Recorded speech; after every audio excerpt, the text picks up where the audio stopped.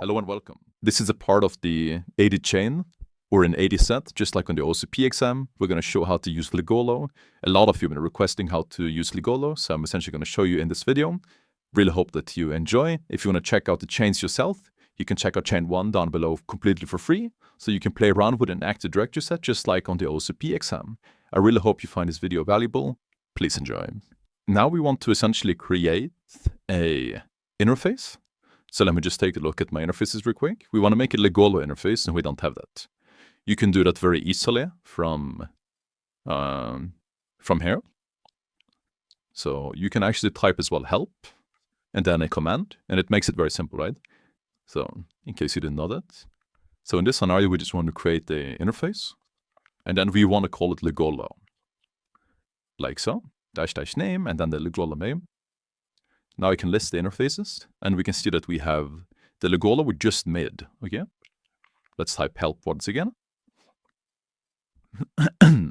Now we want to essentially add a route, okay? But to find out what routes we want to add, we want to run ifconfig, because this shows the agent interfaces.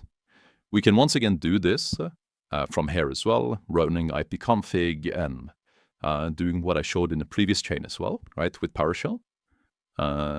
Get net IP address, I believe. But this is even simpler with Ligolo. So just type ifconfig. And now we can essentially see the interfaces, right? This is a loopback interface, so we are not interested. This is the IPv4 address and the interface that we already have access to, right? And this is the one that we want to have access to. Now, we essentially just want to add this one, but we don't want to add 0. We want to add, or we don't want to add 7 here, we want to add 0, but copy-paste the rest, right? So we can get access to the entire network and not have any issues. So let's do that. Once again, type help. So we run ifconfig to see the different network interfaces. And once again, we did this because we can already access this network, right?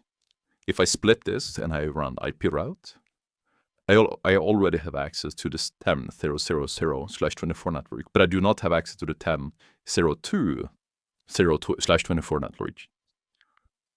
But I can do that with this, right? So let's once again type help, and then let us create a route. So help, add route. To make it very simple, so it highlights how we do it. So add route, then the name.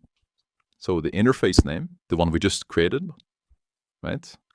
The one we just created was, once again, we can do iflist. Let's say iflist. We created the Ligolo. So that's going to be the interface name. So name, Ligolo, and then the route itself is going to be this, but once again with a 0 right here. So we get access to the entire network. And if I run iflist again, we will see that this now got populated. Okay? So let us demonstrate it once again. So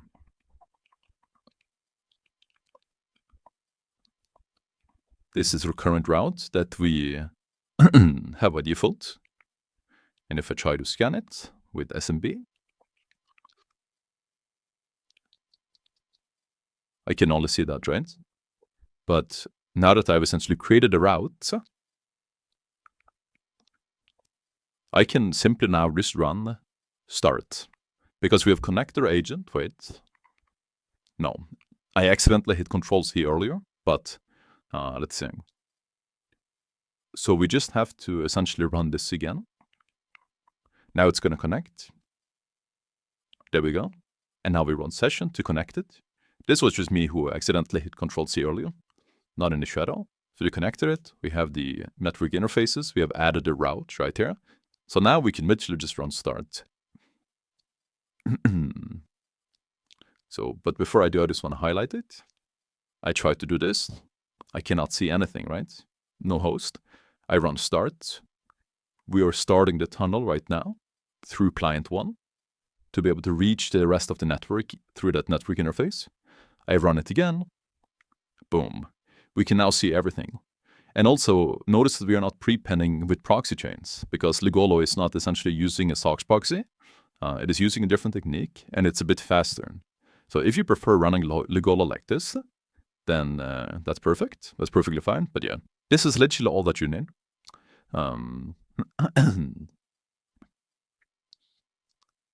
So yeah, I can also just show you it.